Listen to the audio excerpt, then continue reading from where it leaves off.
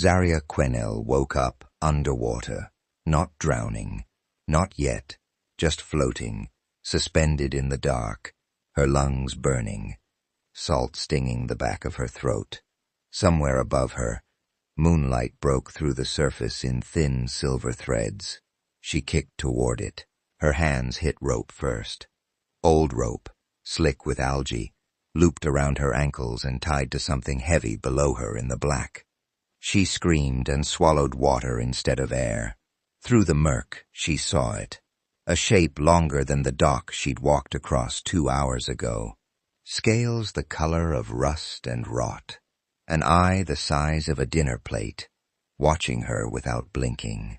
The water around her moved before the creature did, a slow pressure wave that pushed her sideways like a leaf in a gutter. She thought about her sister back home in Ohio, who told her not to take the late ferry to this town. She thought about the old man on the dock who'd smiled at her with too many teeth. Then the water pulled her down, and the last thing Janae Castellan heard, muffled and strange, was singing, coming from somewhere on shore, coming from people who knew exactly what was happening to her and had let it happen anyway. If your stomach just dropped and you're already wondering how a quiet little fishing town let this happen to her, hit that like button right now and subscribe, because the Dark Chronicles is about to take you somewhere dark you won't forget. This story has real teeth. Stay close. The ferry to Hollow Tide Bay only ran twice a day, and Sterling Voss almost missed the second one.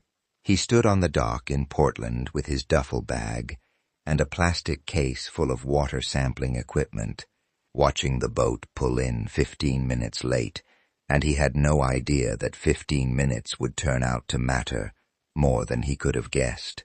He was 26 years old, finishing a graduate program in marine biology at a university that had given him exactly enough grant money to spend 6 weeks studying unusual tidal patterns along the Maine coast. Hollow Tide Bay wasn't on most maps. It wasn't in most guidebooks either. He'd found it through a single mention in an old oceanographic survey from the 1970s, a footnote about strange current behavior near a town most people had never heard of. That was enough for Sterling. He liked places nobody else cared about. Those were usually the places with real answers. The boat ride took 2 hours, cutting through gray water under a gray sky, the kind of overcast that made everything look like an old photograph.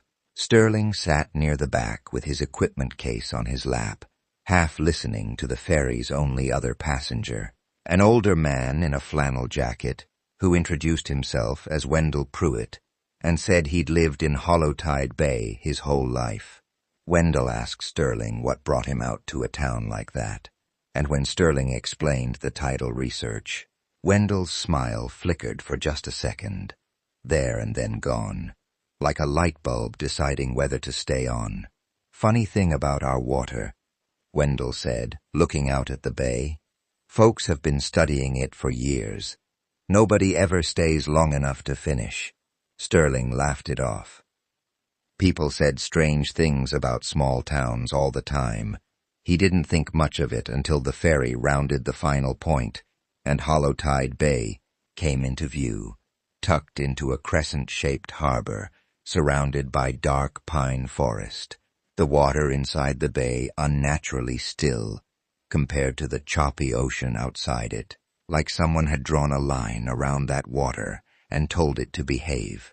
The town itself looked like a postcard. White clapboard houses with black shutters, a single main street lined with shops that all seemed to close by 6 in the evening, a small white church on a hill overlooking the harbor with a bell tower that didn't have a bell anymore. Sterling noticed that detail right away. An empty bell tower, dark and hollow against the sky, and he filed it away, the way he filed away every odd detail, a habit from years of field work. Sometimes the smallest details turned out to be the whole story. He checked into the only inn in town, a narrow 3-story building called the Cormorant House, run by a woman named Yvette Solis, who gave him a room on the 2nd floor, with a view of the harbor, and told him dinner stopped being served at 7 sharp. She was polite, almost too polite, the way people get when they're being careful about every word. When Sterling asked her about the tides, about any unusual current patterns she might have noticed over the years, Yvette's hands paused on the guest book for just a moment. "The water here does what it wants," she said. "Always has. You'll want to be back inside well before dark, especially down by the docks. Current's stronger than it looks." It was the 2nd warning he'd gotten in one day, and Sterling still didn't think anything of it. He spent his first evening walking the length of the harbor, taking baseline readings, noting water temperature and clarity, and the strange way the tide seemed to pull inward toward the center of the bay, rather than following any normal lunar pattern. The data already looked wrong, in a way that made his hands a little unsteady as he wrote it down. He told himself it was equipment error. He told himself a lot of things that first night that he'd later realize were just his brain trying to protect him from a truth it wasn't ready to hold. The only place still open for dinner was a small diner near the harbor called the Compass Rose. Warm yellow light spilling out onto the sidewalk, the smell of fried fish and coffee drifting through the open door. Sterling went in mostly because he was hungry, and mostly because every other building on the street had already gone dark. That was where he met Janae Castellan. She was behind the counter, maybe 24, with sharp eyes that didn't miss anything and a guarded kind of friendliness that made Sterling think she'd learned a long time ago not to trust strangers too quickly. She took his order, black coffee and the fish stew, and when she set the bowl down in front of him, she asked the question every local in town seemed to ask within the first hour of meeting him. "How long are you staying?" 6 weeks, Sterling said. "Maybe longer if the data's interesting." Something crossed her face.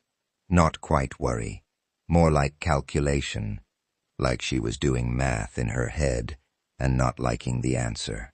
"Most people don't stay that long," Janae said. "Wendell on the ferry told me people don't usually finish their research here. Yvette at the inn told me to stay away from the docks after dark. You want to tell me something too, or should I guess?" Janae glanced toward the kitchen, where an older man Sterling assumed was her father or uncle was working the grill, then back at Sterling. She lowered her voice. "You should listen to both of them," she said. "I'm not saying that to scare you off. I'm saying it because it's true." "Is it the water?" Sterling asked. "Strong currents, rip tides, something like that? Because the readings I took tonight don't match anything in the survey data from this region." "It's not just the water," Janae said, and for a moment Sterling thought she was going to say more.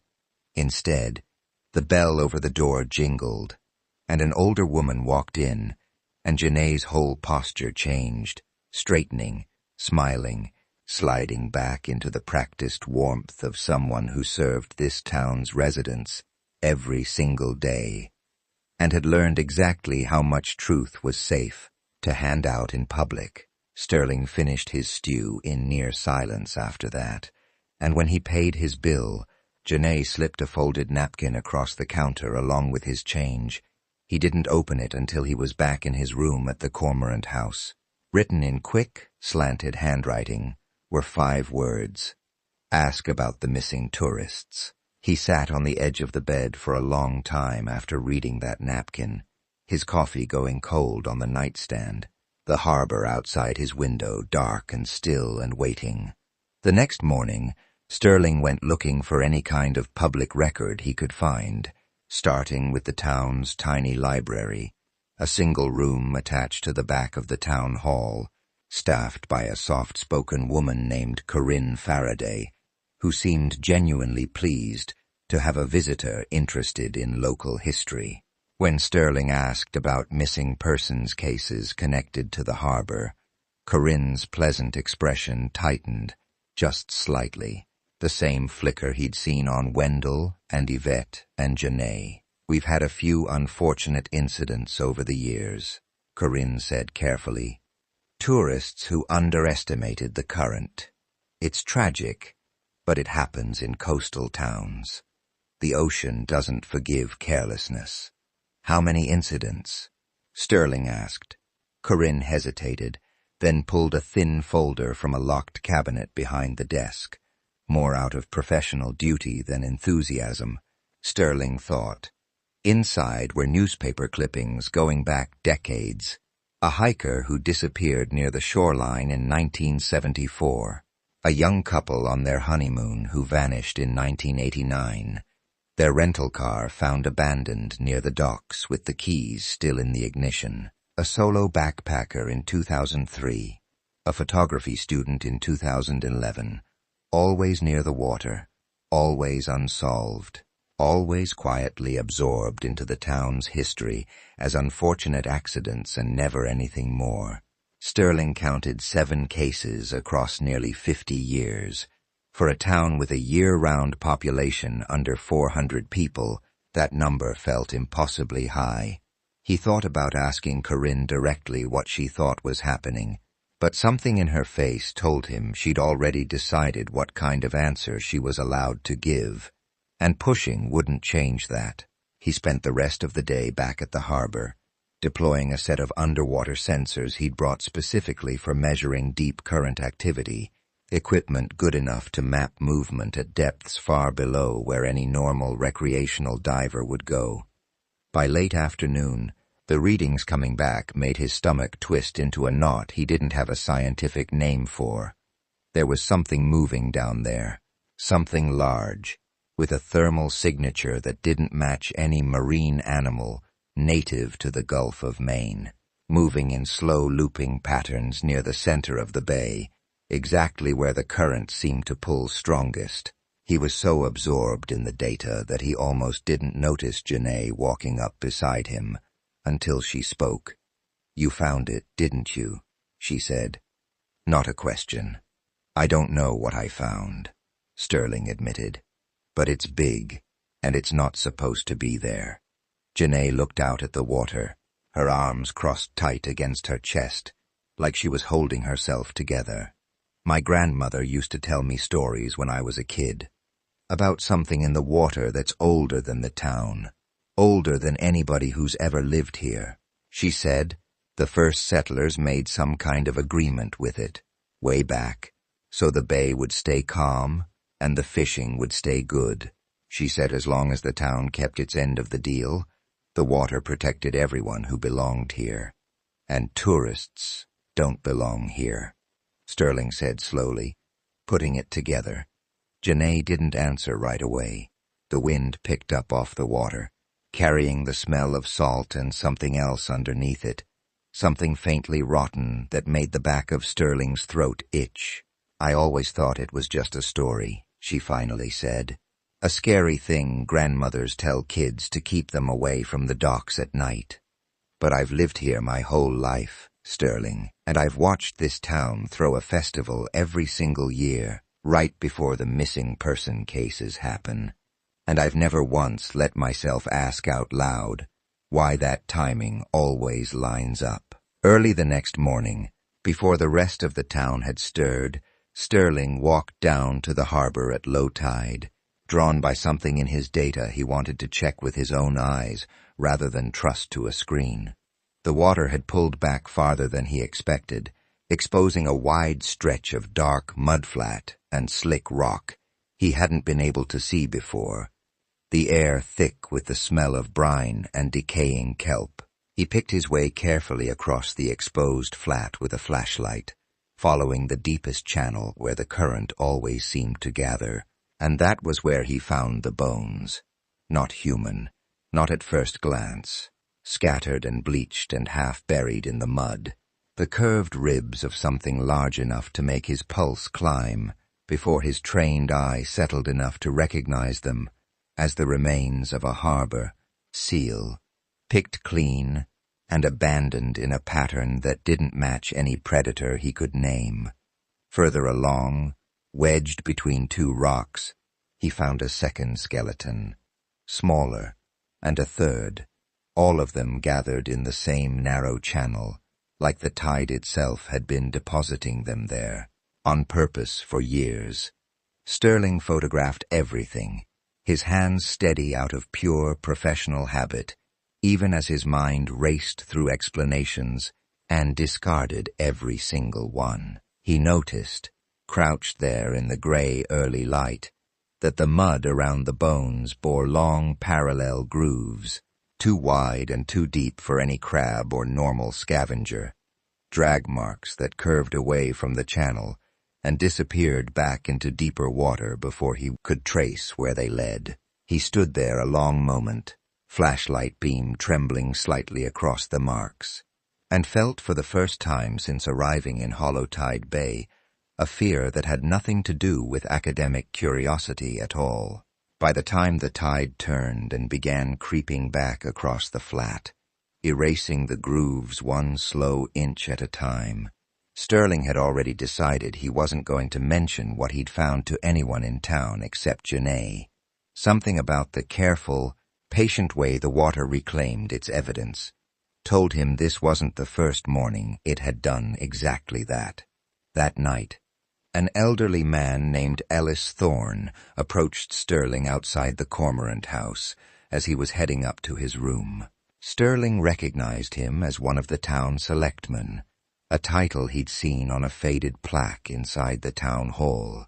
Ellis had kind eyes and a gentle voice, the kind of voice grandfathers use, and that gentleness made what he said next land even harder. "Son, I hear you're planning a long stay," Ellis said. "I want to give you some friendly advice, the kind I'd give my own grandson. The full moon's coming up in 9 days. Festival season. Things get a little wild around here, a little unpredictable. For your own safety, I'd think about wrapping up your research before then. Plenty of other bays up the coast, just as interesting for a young scientist like yourself." "I appreciate the concern," Sterling said carefully, "but I've got 6 weeks of grant funding tied to this specific location. I can't just relocate." Ellis's kind eyes didn't change, but something underneath them did, something colder sliding into place. "Of course," he said, "I understand. Just remember what I said. Stay away from the harbor after dark, especially during festival week. We'd hate for anything to happen to you." He walked away into the dark, and Sterling stood there on the sidewalk a long time, the words, "We'd hate for anything to happen to you," echoing in a way that didn't feel like kindness at all. It felt like a countdown starting. Sterling barely slept that night. He lay in his narrow bed at the Cormorant house listening to the water lapping against the dock pilings below his window, a sound that should have been soothing and instead felt like breathing, slow and rhythmic and patient. Around 2 in the morning, he gave up trying to sleep and went to the window, looking down at the harbor bathed in thin moonlight. That was when he saw the shape break the surface.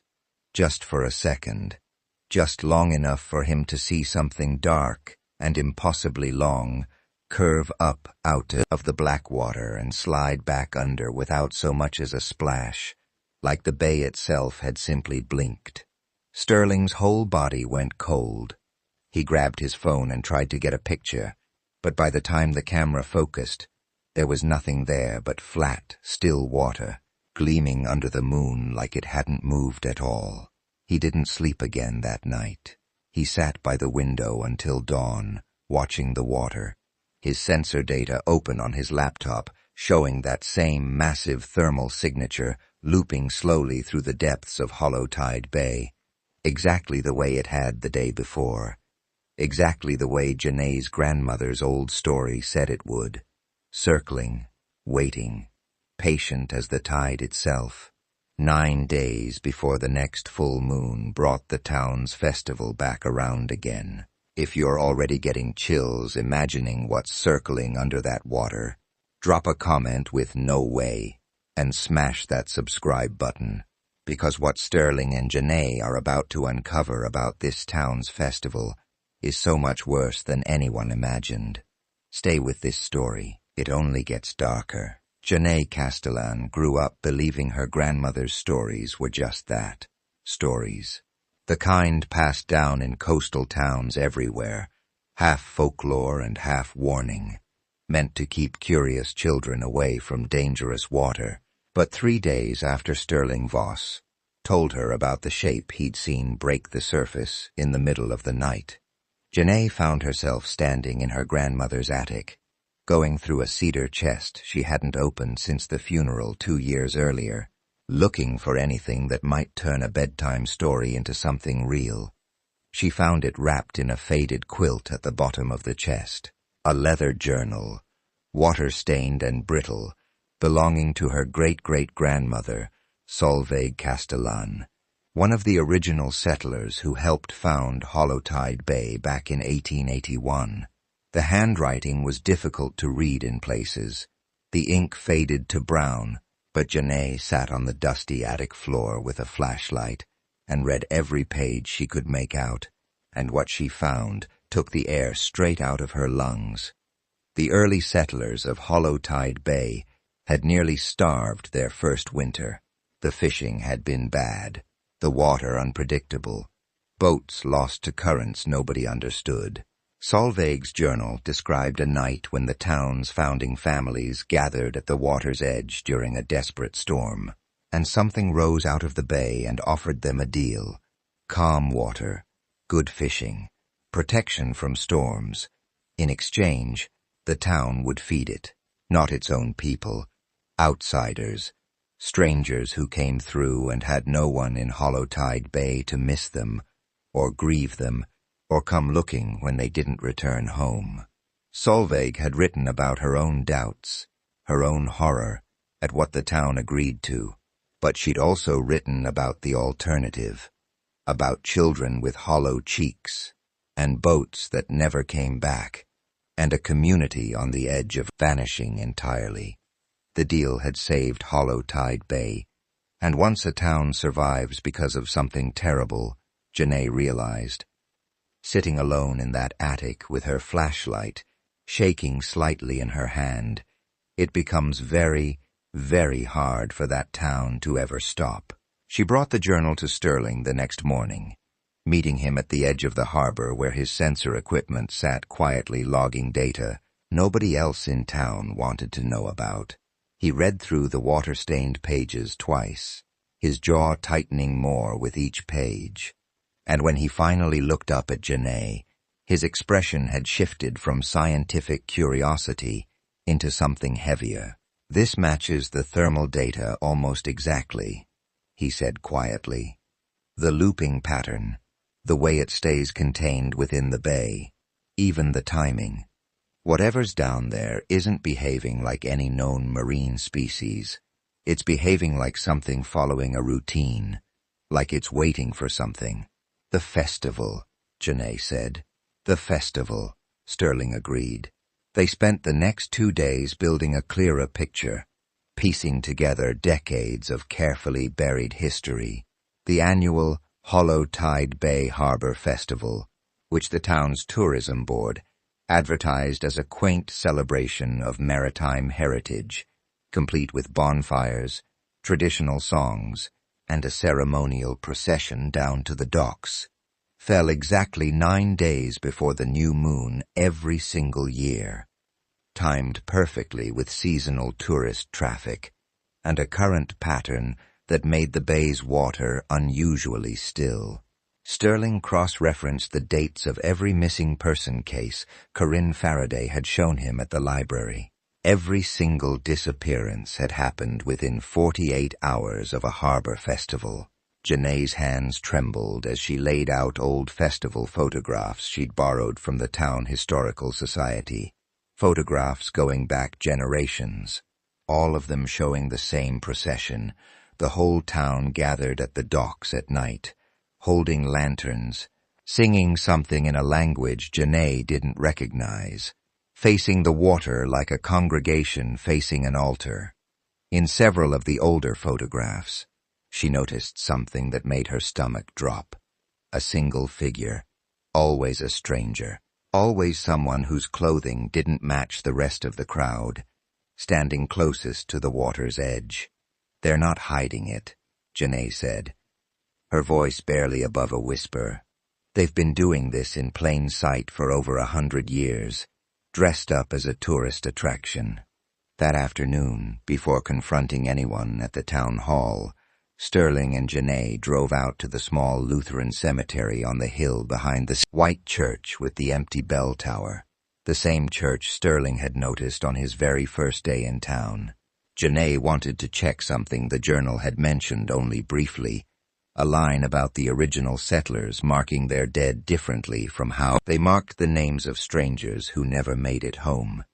It took them almost an hour of walking between weathered headstones, brushing away moss and lichen, before Janae found what she was looking for, near the back fence line, a section of the cemetery set apart from the rest by a low stone wall.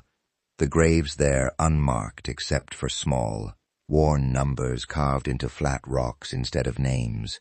23, Janae said quietly, counting the stones one by one, her flashlight beam shaking slightly as it moved across the worn rock surfaces. 23 people buried back here without names. Sterling, the library file only had 7 cases listed, 7 that ever got reported anywhere outside this town. So before anyone started keeping any kind of official record, Sterling said, the weight of the number settling into his chest like a stone of its own. This had already happened 16 other times that nobody ever wrote down anywhere official. Janae crouched beside the smallest of the stones, the number worn nearly smooth by more than a century of rain and salt wind. "My great-great-grandmother's journal said the agreement started in 1881. If this number's accurate, and if the festival really has run every single year since then, with maybe a few skipped during hard winters, then this town has been doing this almost every single year for 140 years, and somehow they made it so quiet, so dressed up in tradition, that 23 human beings ended up under unmarked stones, and not one outside investigator ever connected the dots. They stood there a long while in the gray afternoon light, neither one saying much else, both of them understanding that the size of what they'd uncovered had just grown far beyond anything either of them originally expected. It wasn't a strange local rumor anymore, or even 7 sad accidents stretched across 50 years. It was a system, built carefully, maintained deliberately, passed down with the same quiet discipline as any family recipe or holiday tradition, except this one required a body roughly once every 6 years to keep functioning, and the town had gotten so practiced at it that practically no one outside Hollowtide Bay had ever noticed the pattern at all. That evening, Sterling decided to confront Ellis Thorne directly, hoping the old selectman's earlier warning meant some flicker of conscience still existed underneath the town's collective silence. He found Ellis at the town hall, going over festival logistics with 2 other selectmen Sterling hadn't met yet, a sharp-eyed woman named Desmond Whitlock, and a heavy-set man named Quincy Aldercott, who barely looked up from his paperwork. "I read about the disappearances," Sterling said, deciding directness was his only real option. 7 cases over 50 years, all tied to the harbor, all happening right around your festival dates. I also found something circling in the water that doesn't match any known species. I think you all know exactly what's happening here, and I think it's time somebody outside this town heard about it." The room went silent. Desmond Whitlock set down her pen very slowly. Quincy Aldercott finally looked up, his expression unreadable. Ellis Thorne's gentle grandfatherly face hardened into something Sterling hadn't seen from him before. Something tired and old and absolutely certain. "You don't understand what you're asking us to give up," Ellis said quietly. "This town has 400 people in it, son. 400 people who've had safe harbors and full nets and dry homes for over a century because of an arrangement made before any of us were born. You want to walk in here after 5 days and undo something that's kept generations of families alive by feeding people to it," Sterling said. "Tourists, strangers, people with families who never get answers. People nobody here invited," Desmond Whitlock said sharply. "People who chose to wander into a town they knew nothing about. The water doesn't take anyone from Hollow Tide Bay. It never has. That's the agreement. We protect our own." "Listen to yourself," Sterling said, his voice rising despite his effort to stay calm. "You're talking about murder like it's a zoning policy." Quincy Aldercott finally spoke, his voice low and final. "You should leave Hollow Tide Bay. Mr. Voss, tonight, if possible. We've been patient with you out of respect for your research, but patience has limits." Sterling left the town hall with his hands shaking, the threat underneath Quincy's calm words landing harder than any shout could have. He found Janae waiting outside, and when he told her what happened, her face went pale in the lamplight. "They've never said it out loud before," Janae said. "Not to anyone. Sterling, that means they don't think you're leaving here to tell anyone. That means they think you're already part of this festival's plan." The fear in her voice was the first time Sterling truly understood how much danger they were both standing in. They walked quickly back toward the Cormorant house, the streets of Hollow Tide Bay unnervingly quiet around them, every window dark, every shop closed, the whole town holding its breath in a way that felt deliberate. That was when they noticed Zaria Quinnell. She was a young tourist, mid-20s, backpack slung over one shoulder, standing near the docks photographing the harbor in the dim evening light, completely unaware of anything happening around her. Sterling recognized the careless ease of someone who had no idea what town she'd wandered into, the same ease he'd had on his own first day before the warnings started piling up. Janae approached her gently, asking where she was staying, how long she planned to visit, trying to gauge whether they had time to warn her properly without causing a scene that might alert the wrong people. Zaria mentioned she was backpacking solo along the coast. No real itinerary. No one expecting her anywhere for at least another week. Janae's expression tightened in a way Sterling now recognized immediately. No itinerary. No one expecting her. Exactly the profile the town's pattern seemed to require. "You should really stay somewhere else tonight," Janae said carefully. "There's a town 20 minutes up the coast road with a much nicer inn." Zaria laughed it off, charmed rather than alarmed, the way Sterling himself had been charmed by Wendell's strange comment on the ferry less than a week earlier. She said she'd already booked a room at the Cormorant house and didn't want to waste the deposit. She walked off toward the inn before Janae could say anything else, disappearing into the dark blue evening, and Sterling felt a cold certainty settle into his chest that they had just watched someone walk toward exactly the fate the journal had described. They spent that night trying to figure out how to warn Zaria without sounding insane, how to get proof of what circled beneath the harbor that someone outside Hollow Tide Bay might actually believe, how to survive long enough themselves to make sure the truth got out. Sterling reviewed his sensor data late into the night, and that was when he noticed something that turned his blood to ice. The thermal signature in the bay had changed its pattern. It was no longer looping slowly through the center of the water. It was moving toward the docks. It was moving toward the festival grounds, exactly 9 days ahead of schedule, as if it somehow already knew its meal had arrived early, as if some old and ancient hunger had simply stopped waiting for the calendar Hollowtide Bay had built around it for over a century. And Sterling realized with growing horror that whatever timeline they thought they had to save Zaria Quinnell, and possibly themselves, had just collapsed down to almost nothing at all.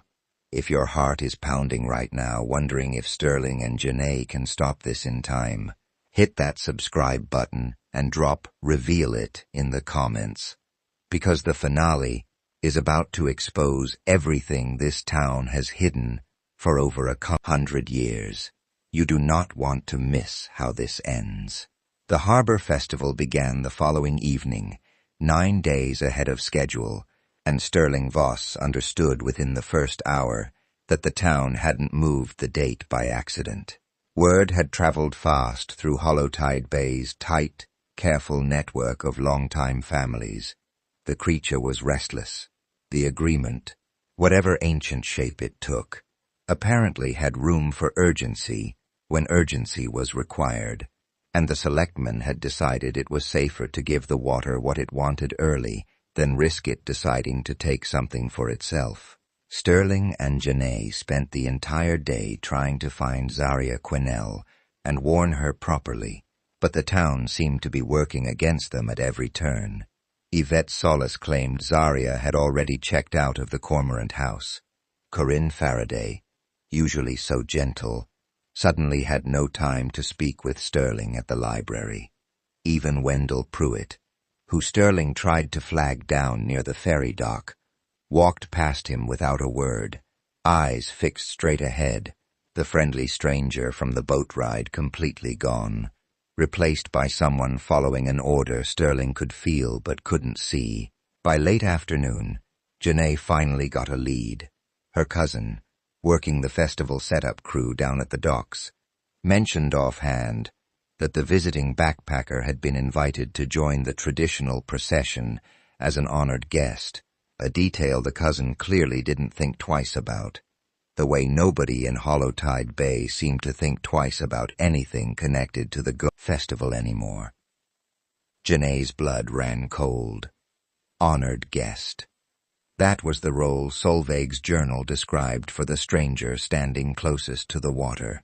They've already chosen her, Janae said, gripping Sterling's arm. We have until dark. They considered going to the local sheriff first, a small 2-person department housed in a converted cottage near the town hall, but Janae shook her head before Sterling could even suggest it out loud. My grandmother always said the sheriff's office has been run by the same 3 families for generations, she said. The same families connected to the selectmen. We'd be handing ourselves over. Their only real option was the state police.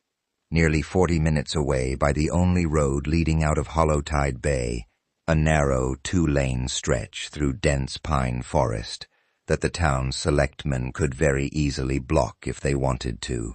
Sterling's rental car was parked near the inn, and as they hurried toward it as evening shadows lengthened across the street, they found 2 flat tires waiting for them, slashed clean, no other damage to the vehicle at all. A message, delivered without a single word spoken. They know we're trying to leave, Sterling said, his voice tight. They know we're trying to stop it, Janae corrected. That's worse.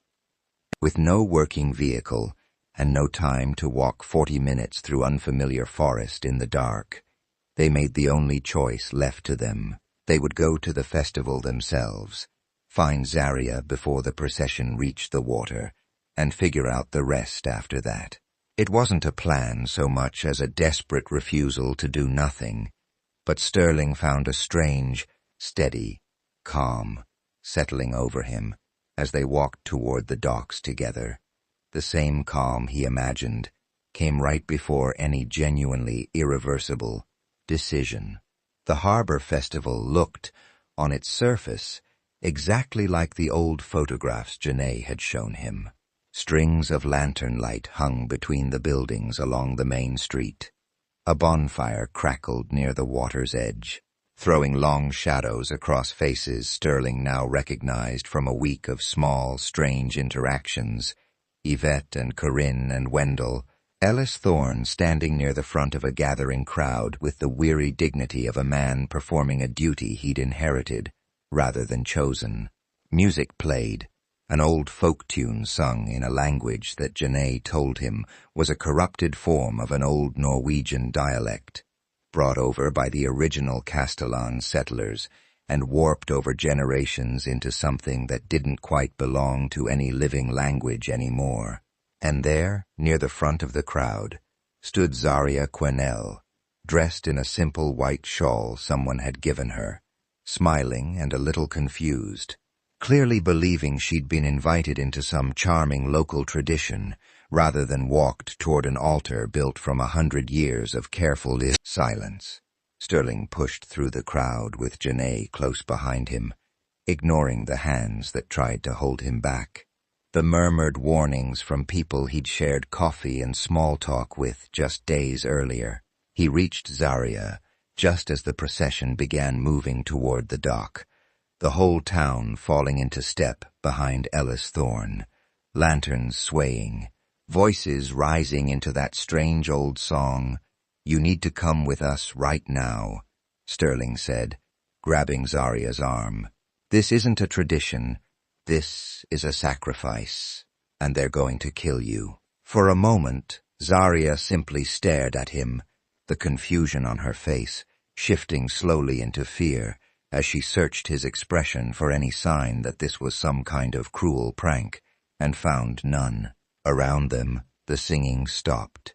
The whole procession came to a halt, every face turning toward Sterling and Janae and the stranger they'd both come to save. Ellis Thorne stepped forward, his voice carrying easily across the silent crowd. "Mr. Voss, Ms. Castellan, I'd hoped it wouldn't come to this." "Let her go," Janae said, stepping in front of Zaria, her voice shaking but steady. "Whatever this town agreed to 100 years ago, it ends tonight." "It doesn't end," Desmond Whitlock said from somewhere in the crowd. "It's never ended, not once in 140 years. You think you're the first person to stand where you're standing right now. You think no one in this town has ever wanted to stop. Then stop," Sterling said. "Right now. Walk away from the water and don't look back." Quincy Aldecott shook his head slowly. "You don't understand what's in that bay, son. It doesn't simply lose interest because we change our minds. It's been fed for 140 years. If we stop, it doesn't go back to sleep. It comes looking for what it thinks it's owed. And it won't be polite about choosing who pays the debt." A low groan rose from the water behind them, deep and resonant, a sound that seemed to vibrate up through the dock planks and into the soles of Sterling's shoes. The crowd flinched as one. Out in the bay, the water that had stayed unnaturally still all week began to churn. Dark waves rolling toward the shore from a center point that had nothing to do with wind or tide, and Sterling understood with sudden sickening clarity that the creature wasn't waiting passively for them to finish their argument. It already knew something had changed. The town, faced with the open threat of the creature breaking its long pattern, fractured into chaos. Some of the older residents pushed forward, trying to drag Zaria toward the water anyway, desperate to honor the agreement before whatever was rising could decide to simply take everyone standing on the dock instead. Others, younger faces Sterling hadn't spoken to all week, hung back at the edges of the crowd, clearly terrified, clearly uncertain whether tradition was worth what it had always cost. Janae grabbed Zaria's hand and pulled her backward, away from the water, shouting at the crowd to move, to run, to think for one single moment about what they were actually doing, instead of what they'd always done. Sterling found himself face to face with Ellis Thorne, the old man's grandfatherly calm finally cracking into something raw and frightened underneath. "I was 12 years old the first time I watched this happen," Ellis said, his voice breaking. I've spent 60 years telling myself it was the only way to keep this town alive. Maybe it was. Maybe it still is. I don't know how to stop something I've never once questioned out loud, until this exact moment. Then question it now, Sterling said, while there's still time to choose something different.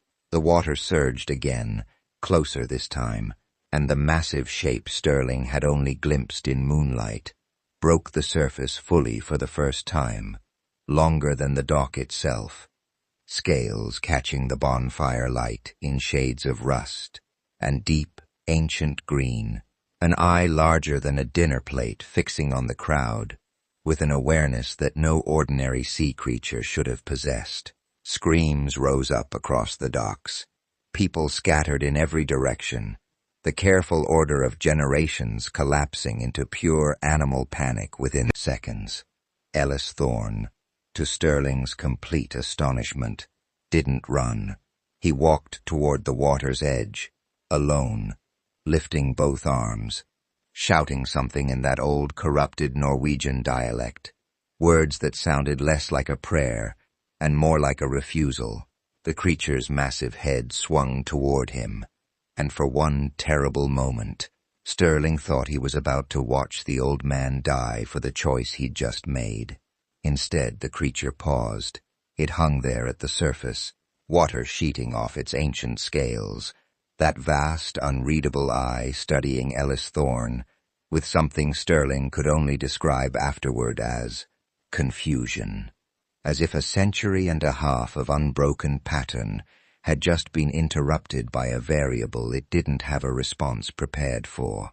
Ellis kept shouting, his voice raw, tears streaming down his weathered face, and slowly, the rest of the town's older residents, the ones who remembered every festival, every quiet disappearance, every year of careful silence, began walking toward the water's edge beside him, adding their own voices, their own decades of guilt, into one collective refusal, 140 years overdue.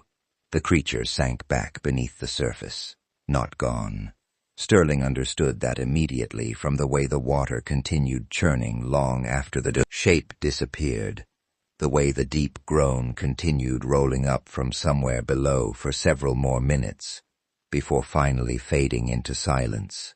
But it retreated, and the bay, for the first time in longer than anyone standing on that dock had been alive, settled into something that looked less like enforced calm and more like genuine stillness. In the chaos right after the creature sank beneath the surface, Sterling found himself kneeling on the dock beside Zaria Quinnell, who was shaking so badly she could barely hold the blanket Janae had wrapped around her shoulders. Zaria kept repeating the same question, quiet and stunned, asking why anyone had been willing to let this happen to her. A stranger who had done nothing except book a room in the wrong town on the wrong week of the wrong year. Sterling didn't have a good answer for her. He still doesn't, not really, even now, looking back on it. He could explain the history, the fear, the slow erosion of conscience across 6 generations of people, convincing themselves that survival justified almost anything. But none of that ever fully answers the question Zaria asked him that night, sitting wrapped in a stranger's blanket on a dock in a town she would spend the rest of her life trying not to think about. Word spread through Hollowtide Bay fast once the festival ended in chaos rather than ceremony. By midnight, half the town had gathered outside the town hall, demanding answers from selectmen who suddenly had none of their usual calm authority left to offer. Wendell Pruitt, the same quiet ferryman who'd warned Sterling on his very first ride into town, stood near the back of that crowd with tears on his face, finally telling anyone who would listen about his own brother, lost to the water back in 1991. A disappearance the town had quietly filed away as a tragic boating accident.